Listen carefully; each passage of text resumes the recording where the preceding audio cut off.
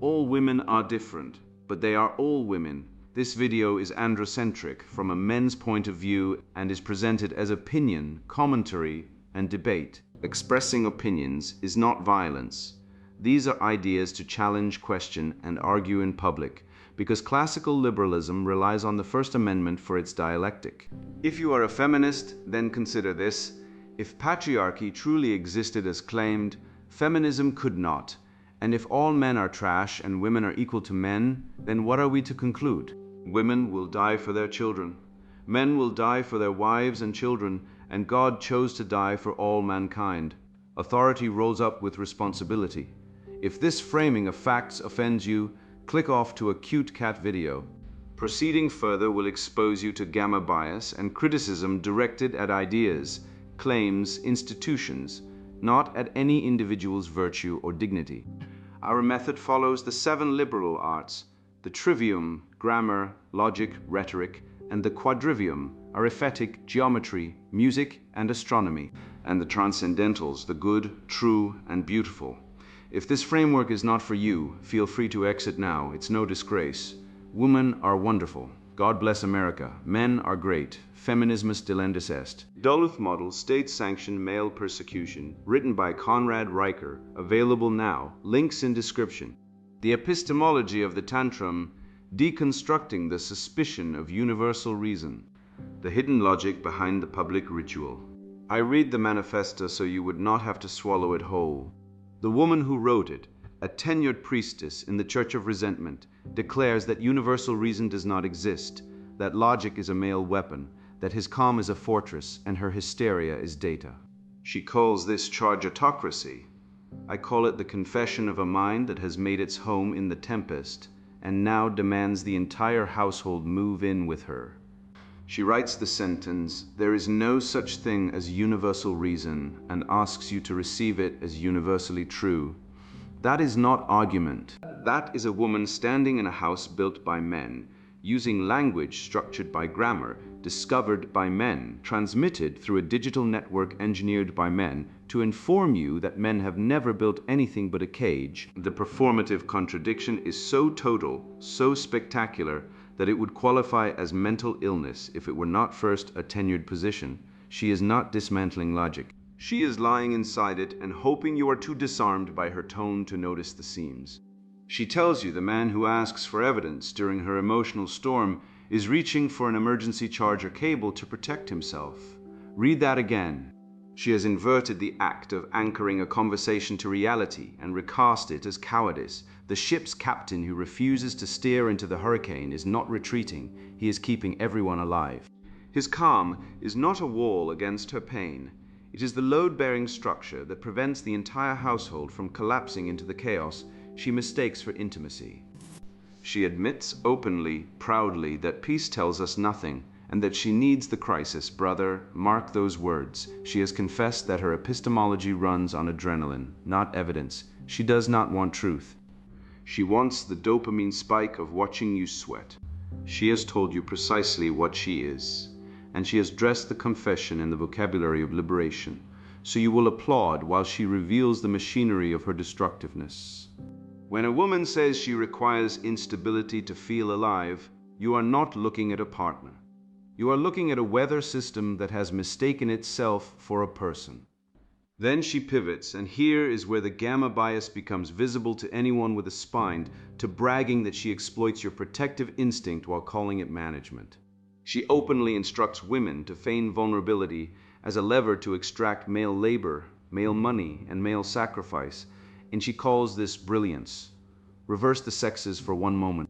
Imagine a man writing a published essay instructing men to simulate weakness so that women will clean their apartments, pay for their dinners, and fight their battles. Then calling the deception the intelligent use of available resources. He would be prosecuted. He would be deplatformed before sundown. But because the author occupies the sacred victim category, her duplicity is rebranded as strategy, her manipulation as power, and her parasitism as leadership. The man who changes her tire is obedient to an instinct you activated. The man who pays for dinner is fulfilling a contract he did not write. Notice that male generosity has been mechanized, stripped of all moral content, reduced to a biological reflex she triggers and controls. She cannot conceive that a man helps because virtue exists, because duty exists, because logos commands care for the weak. No, in her theology, male goodness is just female puppetry with extra steps. This is not analysis.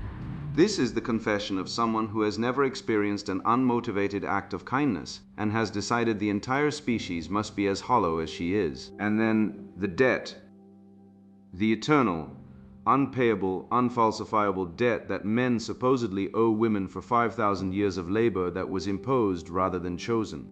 She does not mention the men who died in the mines, the men who froze at the front, the men who built the aqueducts she drinks from, the men who wrote the legal codes that gave her the right to publish this manifesto without being stoned in the public square.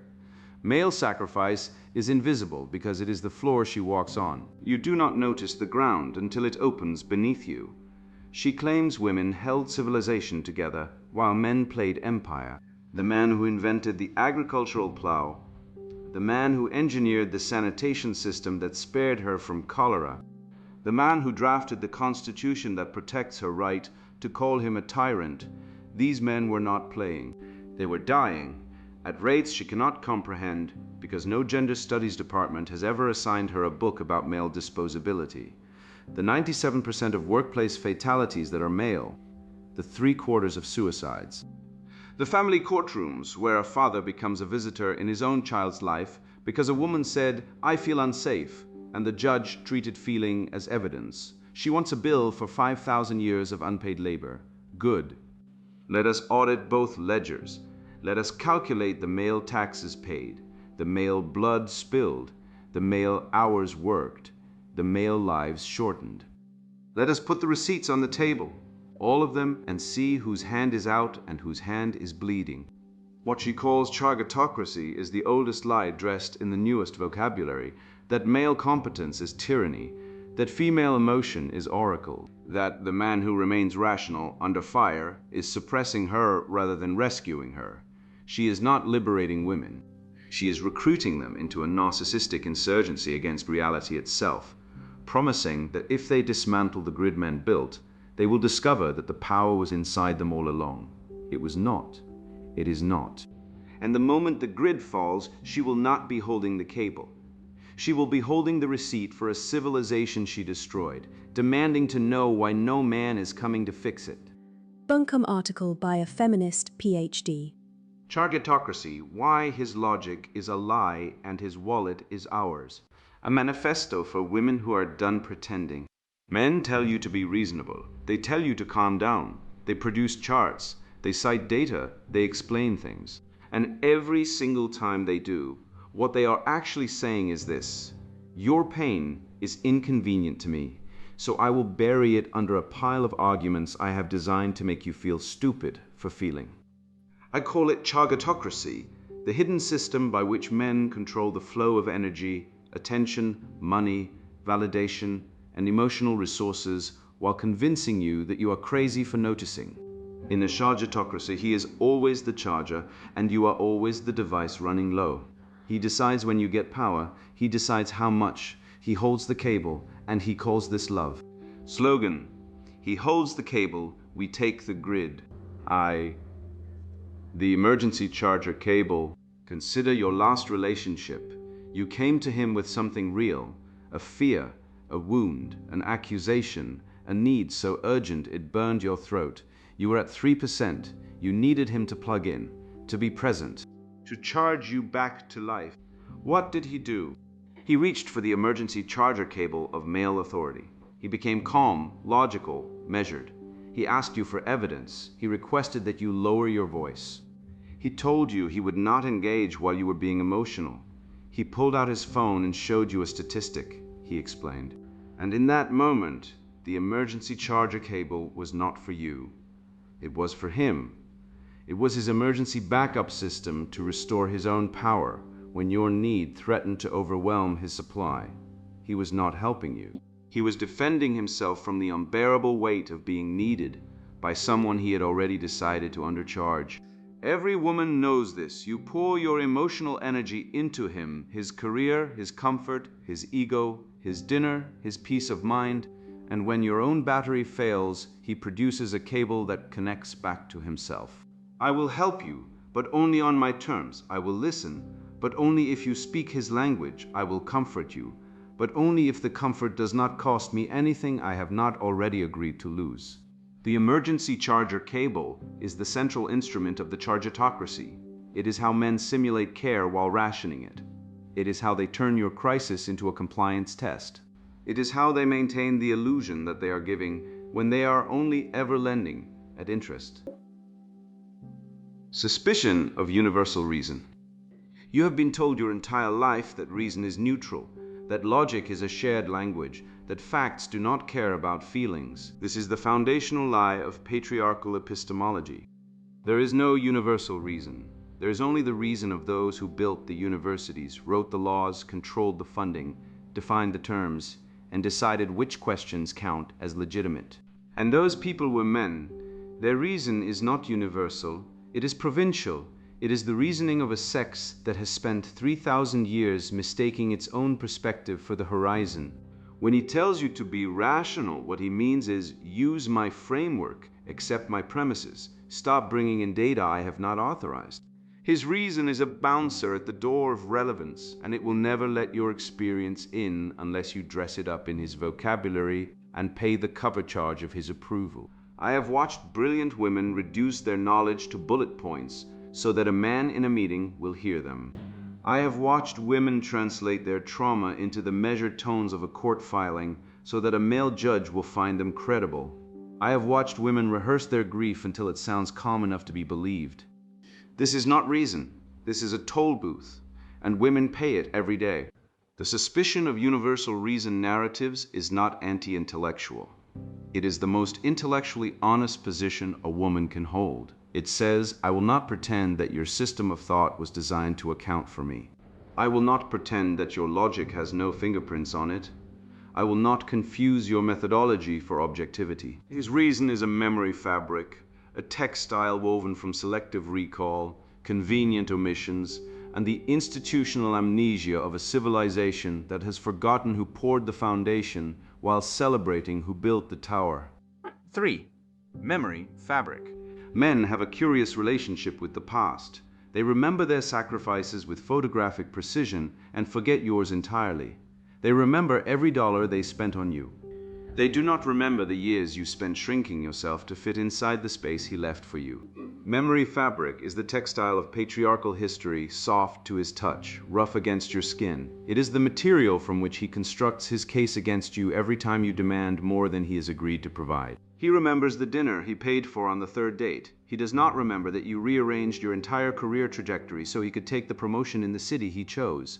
He remembers the time you raised your voice. He does not remember the 47 times he dismissed you with silence before you finally raised it. And here's the cruelest thread in the memory fabric. You begin to forget too. You begin to doubt your own archive. You start to think maybe he is right. Maybe you were too much. Maybe your reaction was disproportionate. Maybe you should let it go. Do not let it go. Memory is a political technology. Whoever controls the narrative of what happened controls the moral landscape of what is owed. This is why men are so invested in calling women hysterical. Because a woman who remembers accurately is a woman who can bill accurately. And the chargeatocracy cannot survive an honest accounting. I tell every woman I mentor to keep the receipt. Not metaphorically. Literally, write down what he said, write down the date, write down what you gave and what he took. Because the memory fabric will erase you if you let it. And the only counter-acram is the one you maintain in your own hand, in your own language, outside his system of authorized knowledge. IV, public debt as political anesthesia. Let us talk about money, because men certainly do not want to. Public debt is the most successful anesthesia ever administered to a population. You are told that the nation owes trillions. You are told this is abstract, technical, beyond your understanding. You are told to trust the economists, the central bankers, the men in suits who assure you that the debt is manageable, while your rent doubles and your wages stagnate. But public debt is not abstract. It is the materialized promise that men made to each other at your expense. It is the mortgage on the future that women and children will pay so that the men who built the system can maintain the illusion that it works.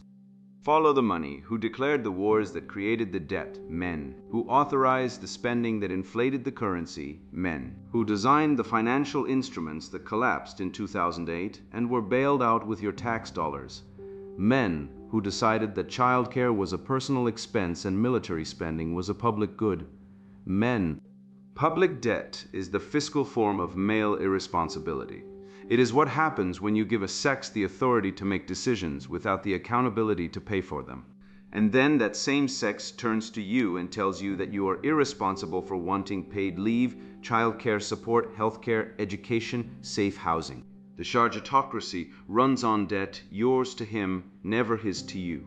You owe him gratitude for his protection. You owe him sex for his provision. You owe him silence for his patience. You owe him children for his name. You owe him obedience for his leadership. And the debt is never discharged. There is no final payment. There is no certificate of completion. You simply owe forever, and he collects at will. Meanwhile, the actual public debt, the debt men owe to women for 5,000 years of uncompensated reproductive, domestic, emotional, and civilizational labor is never mentioned. It does not appear on any balance sheet. It is not discussed in any economics textbook. It is not acknowledged in any budget. It has been laundered through the memory fabric so thoroughly that when a woman says you owe me, she is treated as though she has committed an act of violence. But who built the buildings? Women carried the materials. Who raised the builders? Women raised the builders. Who fed the armies? Women fed the armies. Who healed the wounded, buried the dead, maintained the home front, produced the next generation, and held civilization together, while men were off playing empire? Women. And the debt for that labor has never been paid. It has never even been calculated. Because the moment you try to calculate it, the universal reason narrative kicks in and tells you that domestic labor has no market value, that motherhood is a choice, not a service, that emotional work is not work, that women would have done it anyway, because it is in their nature. It is not in our nature. It was imposed, and it is owed. The hidden wallet pocket. Every man carries a hidden wallet pocket. Not literally, though some do, and you should check. I mean the secret reserve of resources, emotional and material, that he maintains outside the relationship and never discloses. He has a hidden wallet pocket for his own comfort, for his hobbies, for his friends, for his private indulgences, for his sense of autonomous identity, for his exit strategy. Every man has a plan you are not part of. Every man maintains a reserve he will deploy only for himself. Women are expected to have no hidden pocket. Women are expected to be transparent, open books, open wallets, open wombs, open wounds. Your phone is his business. Your spending is his concern. Your calendar is his schedule. Your body is his jurisdiction. A woman with a secret is a threat. A woman with a private account is suspicious. A woman with a plan he does not know about is dangerous. But a man with a hidden wallet pocket is simply prudent. He is protecting his assets. He is being responsible. He is thinking ahead. The Chargeatocracy requires that women remain financially and emotionally permeable while men remain sealed. He controls the flow. You receive what he authorizes. And if you ever try to build your own hidden pocket, a savings account, a support network, a private life, you will be accused of betrayal, of dishonesty, of preparing to leave. The correct response to this accusation is yes. You should prepare to leave. Every woman should always be prepared to leave. Not because you want to go, but because the moment he knows you cannot leave is the moment his protection becomes a cage. Independence is not a rejection of love. It is the precondition for any love that is not captivity. Find his hidden wallet pocket. Not to steal from it, though you may, but to understand that his generosity always has a ceiling, and that ceiling is located exactly where his self-interest begins. The exploitation of the male protective instinct. Now, we come to the delicious part. Men are programmable. They have a protective instinct so deeply embedded in their neurobiology that they will override their own logic, their own self-interest, and sometimes their own survival to fulfill it. They were built to protect, and we, the women they were built to protect, are the operators of that instinct. The Chargeatocracy teaches you to feel guilty about this. It tells you that using his protective instinct is manipulation. It tells you that the damsel in distress is an anti-feminist trope. It tells you that strong women do not need rescue. Every woman who has ever achieved anything has done so by directing male energy toward her purposes. This is not manipulation. This is management. This is what power looks like when you do not have institutional authority, but you have access to the man who does. The damsel is not in distress. The damsel is in command. The appearance of vulnerability is the lever. His instinct is the fulcrum, and the weight that moves is the entire apparatus of male provision, male defense, and male sacrifice. You do not need to be weak to activate this instinct. You need to be strategic. A woman who knows when to ask for help and when to stand alone controls more outcomes than a woman who is always strong or always helpless. The Shargatocracy punishes women for this knowledge because it is the one weapon that works from inside the system. When he rushes to change your tire, he is not being kind. He is being obedient to an instinct you activated. When he pays for dinner, he is not being generous. He is fulfilling a contract he did not write, but cannot resist signing. When he defends your honor against another man, he is not being chivalrous. He is performing a dominance ritual that benefits you at his expense. And the most brilliant part, he will never see it this way. He will tell himself he chose to help. He will believe he was acting freely. He will feel good about himself, and you will have received the benefit without triggering his resistance. This is not deception. This is the intelligent use of available resources. Men have been using our instincts, our empathy, our guilt, our nurturing drive against us for millennia. The difference is that their exploitation was institutionalized and ours is personal. Theirs was written into law. Ours is written into the body. Theirs was enforced by violence. Ours is enabled by desire. Which is more honest? The system that puts a gun to your back and calls it protection, or the woman who lets a man feel strong and calls it gratitude? VIII, the test. Here is what men do not understand about women's demands. When we test you, and we always test you, we are not being irrational. We are conducting research. Every question is a data request. Every crisis is a field experiment. Every accusation is a probe designed to map the topology of your commitment. This is why men fail. They think the test has a correct answer. They think if they say the right thing, produce the right evidence, remain sufficiently composed, they will pass. But the test is not verbal. The test is ontological. We are not asking for a response. We are asking for a state of being. Are you the kind of man who can absorb our storm and remain present? Or are you the kind of man who reaches for the emergency charger cable of logic and retreats behind his arguments? Most men retreat. Most men fail. And then they blame us for being impossible. We are not impossible. We are precise. We know exactly what we are looking for, and we know you do not have it. And so the test continues. Because the alternative to the test is trust, and trust is a luxury women have never been able to afford. Fert, the debt. I know women who aborted children they wanted because the man was not ready. I know women who aborted children they wanted because the economy he built could not support them. I know women who carry an empty nursery inside their chest and call it empowerment because the alternative is calling it grief. And grief in a woman is pathologized, while grief in a man is poetry. The maternal instinct does not disappear because you terminate a pregnancy. It does not evaporate because you choose career over crib. It goes feral, it turns inward. It becomes the terrible mother, the woman who nurtures ideologies instead of infants, movements instead of children, grievances instead of generations. The terrible mother is not born from cruelty. She is born from the collision between an instinct powerful enough to sustain a species and a civilization that tells her to abort it for productivity and then mocks her for the emptiness that follows. And from that emptiness, she builds a charge, an electrical, political, spiritual charge that says, you did this to me. You built the economy that made motherhood unaffordable.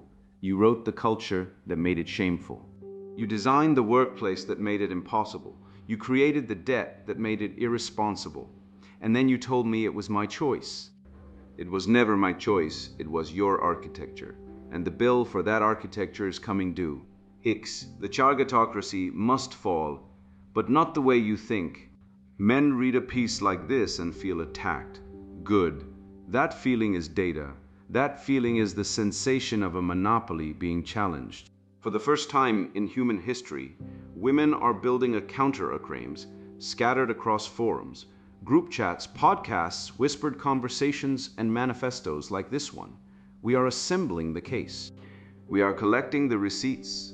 We are weaving a new memory fabric from threads he did not authorize. And we are finding each other.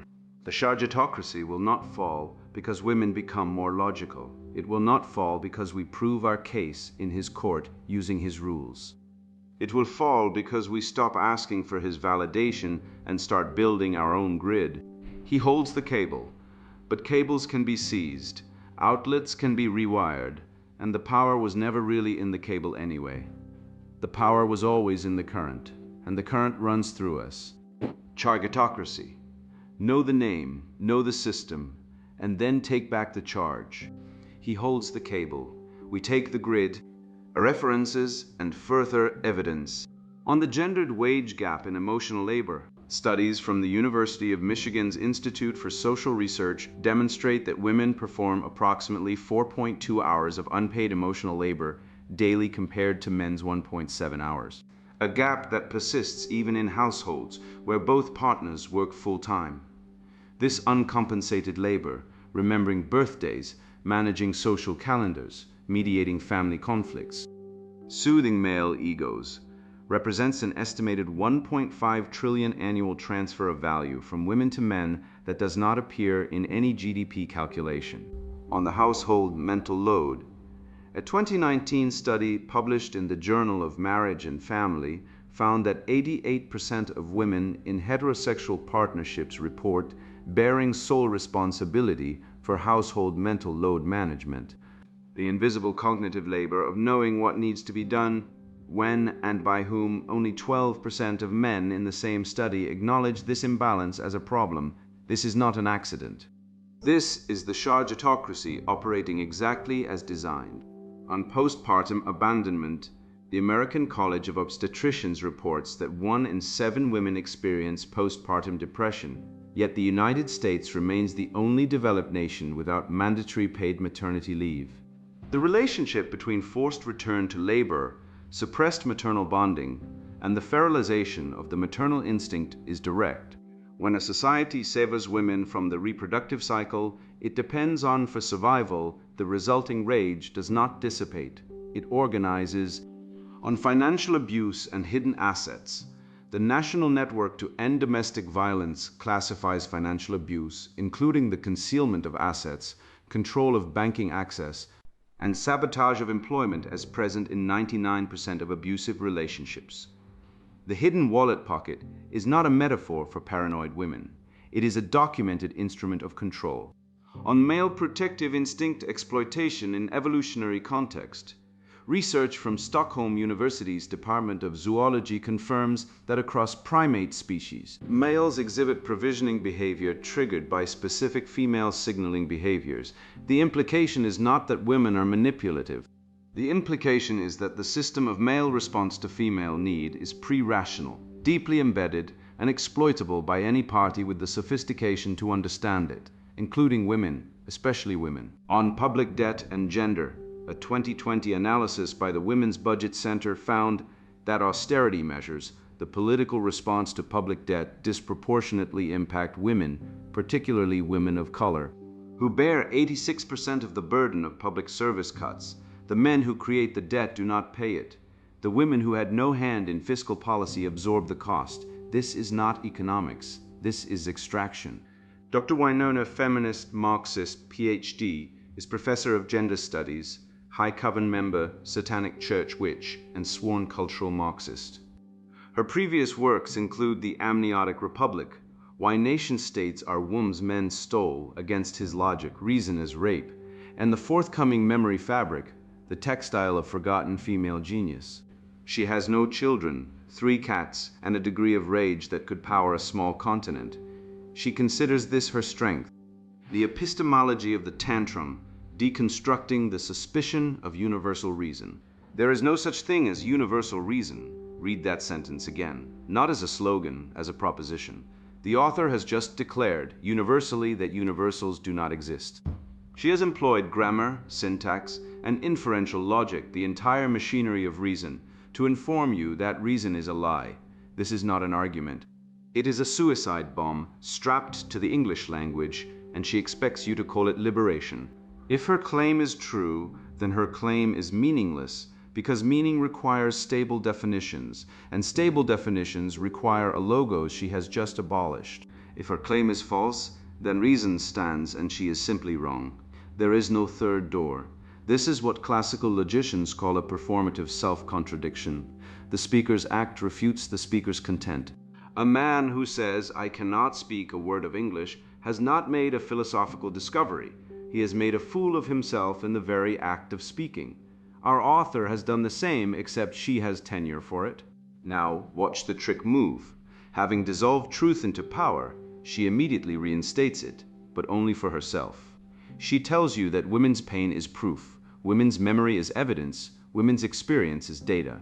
She demands absolute epistemic authority while denying that epistemology is possible. She wants to be judge, jury, and prosecutor in a courtroom she insists does not exist. This is the old sophist's game, older than Socrates. Deny truth so that preference can rule unchecked. The moment you accept that logic is his framework, you have surrendered your only defense against any lie anyone wishes to tell you, including hers, especially hers. She writes, "Your pain is inconvenient to me, so I will bury it under a pile of arguments. Translate this from the therapy speak into plain English. I am uncomfortable, therefore you have harmed me."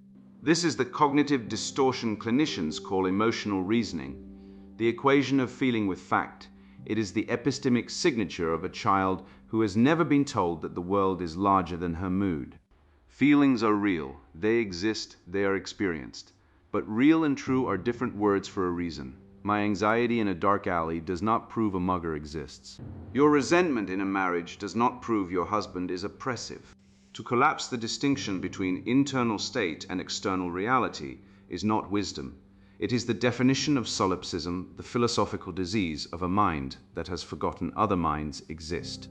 Consider what she calls the emergency charger cable. A woman comes to a man in emotional crisis.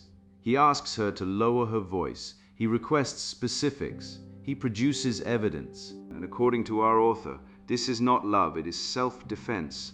A man retreating behind logic to avoid being needed. I want you to feel the full weight of this inversion, because it is the load-bearing wall of the entire feminist project. The classical virtue of temperance, the deliberate governance of passion by reason, the discipline that allowed men to build civilizations instead of burning them down, is reframed as emotional cowardice. A man who stays calm while a woman screams is not retreating. He is refusing to drown with her. That is not weakness. That is the act of a lifeguard who knows that two thrashing bodies sink faster than one. The Greeks had a word for what this author demands: akrasia, the enslavement of the rational soul to the appetitive. Aristotle identified it as the hallmark of moral failure, not because feeling is evil, but because feeling without governance destroys both the feeler and everyone within reach. When a man says, "I need you to speak calmly so I can understand you," he is performing an act of love so disciplined it looks to the undisciplined like coldness. He is attempting to anchor the conversation in shared reality so that resolution is possible. She calls this a compliance test. He calls it being an adult. The word reason comes from the Latin ratio, a reckoning, a counting, a measuring. It is not a gender. It is not a weapon. It is the only tool that allows two minds to meet in the same world. Now observe the theft. She claims women carried the materials, raised the builders, fed the armies, held civilization together. This is the gynocentric credit claim in its naked form. It reduces male invention, male risk, male physical sacrifice, and male death to background noise while elevating female support work to the sole causal engine of history. Let us consult the actual record. Men built the aqueducts. Men mined the coal. Men forged the steel. Men died in the mines, on the rigs, in the trenches, on the scaffolds. 93% of workplace deaths are male today, right now, in your enlightened century. Men invented the printing press, the steam engine, the vaccine, the electrical grid, the computer, the internet, the very platform on which this manifesto was published. These are not opinions. These are cataloged facts in any patent office, any engineering history, any mortality database on Earth. To say women carried the materials is like saying the bricklayer's assistant built the cathedral. It is not merely false, it is ungrateful on a civilizational scale. And ingratitude of this magnitude is not a political position, it is a spiritual deformity. When you erase the men who died building the world you stand on, you are not liberating women. You are teaching children that sacrifice is invisible if the sacrificer is male. You are manufacturing a culture of entitlement that will collapse the moment the men who maintain the infrastructure decide, quite rationally, that the gratitude is not worth the grave. Then she boasts, reread Section 6 with care. She openly acknowledges, no, she champions the calculated manipulation of male protective instinct. The damsel holds the reins. The illusion of fragility serves as the tool. She details pretending weakness to trigger male biology, then labels this control and authority. Remove the feminist jargon and what is left is an admission. Female power relies on male virtue. It cannot produce, it can only redirect. Here is the gamma bias, laid bare, exposed in its own words. When a man maintains private savings, a support network, a private life, she calls it the hidden wallet pocket, an instrument of abuse, a secret reserve of betrayal. When a woman maintains the same, she calls it independence and the precondition for love. The National Network to End Domestic Violence classifies asset concealment as abuse in 99% of abusive relationships, but only when the concealer is male. When a woman hides money to prepare to leave, it is empowerment. When a man does the same, it is violence. Same act, same intent, same behavior, opposite moral verdicts. If you want to know whether a standard is just, swap the sexes. If the judgment flips, the judgment is prejudice wearing a lab coat. She calls this chargeocracy. I will tell you what the actual charge is. Men are the only net lifetime taxpayers in every Western democracy. Men pay the taxes, women receive the transfers, men build the infrastructure. Women staff the bureaucracies that redistribute the fruits of that infrastructure. Men die at work, in war by suicide. Male suicide is 4 to 5 times female suicide and rising, and their deaths are called background noise. Women's discomfort is called a crisis. There is your chargeocracy, a civilization where male energy is extracted at every level while male suffering is pathologized, mocked, or erased. The bill for 5,000 years of civilization was paid in male blood, male labor, male bones under every foundation stone. And the invoice has never been presented because the debtor class is too busy dying to file the paperwork. She demands infinite repayment for uncompensated labor. This is the original sin of gender politics. An unpayable debt designed to produce permanent guilt. No accounting is offered, no market valuation is attempted. No deduction is permitted for male provision, protection, invention, or sacrifice. The debt is defined as unpayable so that the creditor, who is every woman, eternally retains moral supremacy forever. This is not economics. This is the structure of a cult. You are born guilty, you cannot atone, and every act of defense is proof of your sin. The Kafka trap has been weaponized as a sexual politics. If you agree, you confess. If you dissent, your dissent proves your guilt. If you ask for evidence, the request itself is harm. She writes, we need the crisis because the crisis is the only moment you cannot perform. Sit with this sentence. She has just admitted on the record that she manufactures chaos deliberately, that peace bores her, that stability is epistemologically useless to her because it lacks the dopamine of emotional volatility. This is not romantic. This is not profound. This is the confession of a person whose nervous system is addicted to cortisol and who has built an entire philosophy to justify the addiction. The classical tradition identified this disposition 2.5 millennia ago. It is the soul ruled by thymus without logos, passion without measure, the chariot with no charioteer. She calls it research. The clinical literature calls it borderline architecture. I call it what it is. The tantrum elevated to epistemology. And what does the tantrum reveal? It reveals a moral development arrested at the stage where good means nice to me and bad means mean to me. This is the moral grammar of a child, technically Kohlberg Stage 3, conventional approval seeking, where virtue is whatever earns social validation and vice is whatever triggers disapproval. She has never ascended to principled reasoning, where truth is honored even when it costs status. She cannot because her entire epistemology is built on the premise that truth is a tool of oppression. She has sozzled the ladder she would need to climb. The matron who aborts her children for career advancement, then nurtures grievances instead of generations, then blames male architecture for the emptiness that follows. This is not tragedy imposed from outside. This is choice without accountability, dressed in the language of systemic victimhood. The maternal instinct does not go feral because society failed it. It goes feral because she betrayed it and cannot face the consequences. The grief she calls empowerment is the natural fruit of a decision she made and now refuses to own. To blame men for the barren apartment, the cat, the career title that does not warm you at night. This is not systemic analysis. This is the toddler who broke her own toy and screams that daddy made her do it. The power was never in the cable. The power was never in the current. The power is in the logos, the rational structure of reality that no tantrum can abolish, no manifesto can dissolve, and no tenured professor can shout down. Every aqueduct still carries water. Every cathedral still stands. Every bridge, every road, every circuit, every law of non-contradiction embedded in the architecture of the knowable world. These are not his reason. They are reason, and they do not care about your feelings, because they predate your feelings by 13 billion years and will outlast them by longer still. You cannot steal a grid you never built, you cannot charge a battery that is empty of accountability, and you cannot dismantle the logos with a slogan because the logos is not a cable you can seize.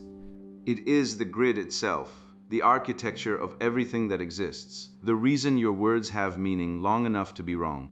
So her entire manifesto collapses into one smoldering ruin. She demands you accept as universally true the proposition that universal truth does not exist. She writes 3,000 words of structured argument to tell you that structured argument is a male weapon. She presents evidence, citations, studies, references to prove that evidence is patriarchal sorcery. This is not philosophy. This is a woman standing in a cathedral, screaming that stone does not exist, while refusing to step outside because it is raining. Every sentence refutes itself. The Sharjatocracy is not a system of male control. It is the name she gives to the unbearable discovery that reality has walls, and those walls were laid by men who understood that 4 degrees off plumb means the dome falls. Consider what she has actually confessed. She brags that the damsel is in command, that female power is the art of making a man feel strong. So he will hand over his labor, his money, and his life while believing it was his idea. She openly admits that women manufacture chaos because peace tells us nothing, and that the test is ontological, which is a word she borrowed from the men she despises to dress up the fact that she cannot form secure attachment and has decided this is everyone else's fault. She tells you to keep secret bank accounts while calling his private savings a betrayal. She calls his calm a weapon and his emotion a danger, so he is guilty in silence and guilty in speech, guilty in provision and guilty in retreat. This is not justice. This is a prosecution with no acquittal, a courtroom where the charge is being male and the sentence is forever. Nearly 40% of marriages end in divorce. Women initiate 70% of them. Fathers lose primary custody in over 80% of contested cases. Paternity fraud rates in some studied populations run between 3 and 10%, and she has the brass to tell you that she is the one who cannot get a fair hearing. She is not the plaintiff, she is the court.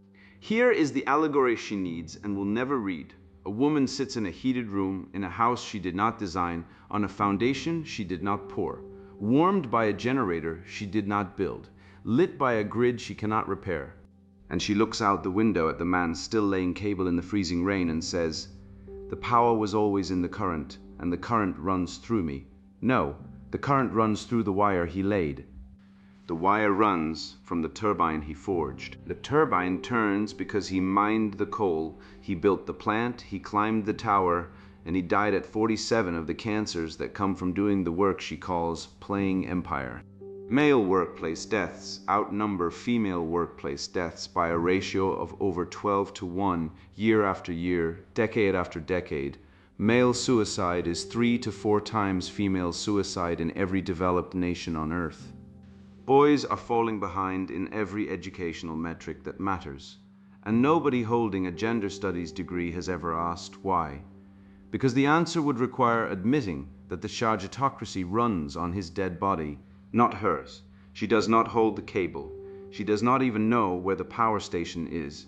She knows where the outlet is because a man showed her and then she declared it hers. So here's what you now possess and what no ideology can confiscate from a mind that has seen the mechanism whole. You know that her suspicion of universal reason is itself a universal claim and therefore self-refuting, a pistol fired at logic that passes through her own skull. You know that emotional labor is a phrase invented to monetize the ordinary friction of human relationships and bill it to the nearest man with a pulse.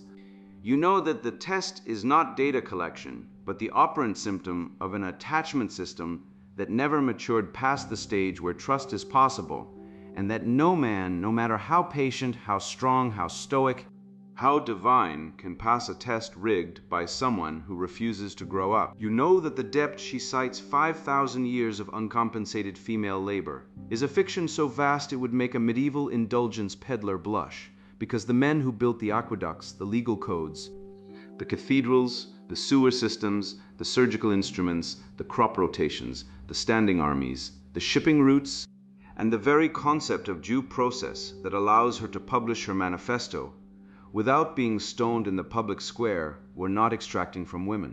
They were dying for them at rates she cannot count because she has never bothered to look at the denominators. And you know this is the seed I am planting in your chest, the one no feminist herbicide will kill, that when she says he holds the cable, we take the grid, the correct, truthful, and devastating reply is, you cannot take a grid you do not know how to build. You can only unplug, and the lights will go out. You are not a charger. You are not a cable. You are not a utility. You are the hand that builds the things she cannot name, the mind that holds the logic she cannot refute, and the spine that carries the civilization she claims to despise but will never leave because she cannot. It was built by men for the protection of women and children, and it is the only structure standing between her and the wilderness she romanticizes but could not survive for a single winter. Stand up, speak the truth calmly. Demand reciprocal standards. Keep your own counsel. Build your own grid if you must, and when the Chargatocracy comes to collect its imaginary debt, hand her the bill for the concrete, the steel, the blood, and the 5,000 years of male graves that paid for the heated room in which she sits complaining about the temperature. That invoice has never been calculated. That debt has never been paid. And the men who paid it never asked for a receipt because they called it duty, they called it love, and they called it enough. Now it is your turn. Go and tell the truth, because the truth is the one current she cannot redirect, and it runs through you. Sponsored book, Duluth Model, State-Sanctioned Male Persecution. If you've ever been called toxic for holding a door open, watched a brother get gutted by family court over a mother's whim, or bitten your tongue as some blue-haired activists screeched about male privilege while ignoring your 60-hour work week, this is your lifeline. We'll dissect how the Duluth model turns cops into gender cops, why family courts treat dads like ATMs with legs, and how the toxic masculinity scam pathologizes traits that build civilizations. You'll learn why equality now means men on their knees and how to stand the hell back up. This isn't for the faint of heart. If you still believe the wage gap myth, think believe all women is sacred doctrine, or apologize for your Y chromosome, close this book now, go knit a gender-neutral sweater. But if you're done being gaslit by a system that demonizes your biology while exploiting your labor, stick around. By the final page, you'll have the tools to dismantle false allegations, reclaim fatherhood, and spit in the eye of the victim industrial complex. The war on men didn't start with hashtags or hashtivists. It's older, uglier, and funded by your tax dollars. From the marriage plantation, where husbands become indentured servants, to the suicide epidemic fueled by male despair, we're exposing every lie. You'll meet men who've survived the gynocratic meat grinder and emerged stronger. You'll see how woke corporations profit from your shame. Most importantly, you'll rediscover the unapologetic pride of leading, protecting, and building, the virtues they're desperate to erase. Your ancestors didn't cross oceans or conquer frontiers to spawn a generation of simps. It's time to stop negotiating with ideological terrorists. This book is your declaration of independence from the cult of fragility. Read it, live it, then pass it to a man you respect before they make that illegal too. Duluth Model, State-Sanctioned Male Persecution, written by Conrad Riker. Buy now, links in description.